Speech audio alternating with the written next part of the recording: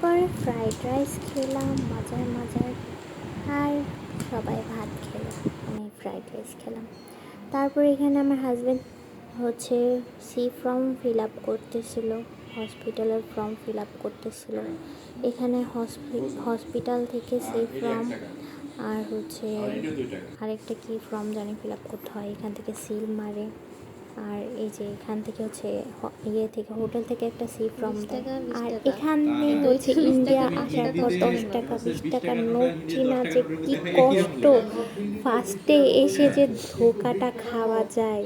Most of the time 10 টাকার note 20 টাকার note বলে চালাই দিচ্ছি, আবার 200 টাকার নোট 100 টাকার নোট এই নিয়েই হচ্ছে প্রত্যেকবার হচ্ছে সমস্যা হচ্ছিল।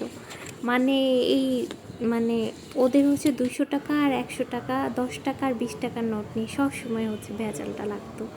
দিয়ে হচ্ছে অনেক কষ্ট হচ্ছে যে হিন্দি আর ইংলিশ হচ্ছে নোটিস করার পর তারপর চিনতে পারছি আসলে ওদের হচ্ছে এই যে ইংলিশ আর হিন্দি নিয়ে সমস্যা। তারপর হচ্ছে ইংলিশটাকে ফলো করে হচ্ছে আইডেন্টিফাই করছে যে ওদের হচ্ছে এই নোটের ভিতরে এই সমস্যা।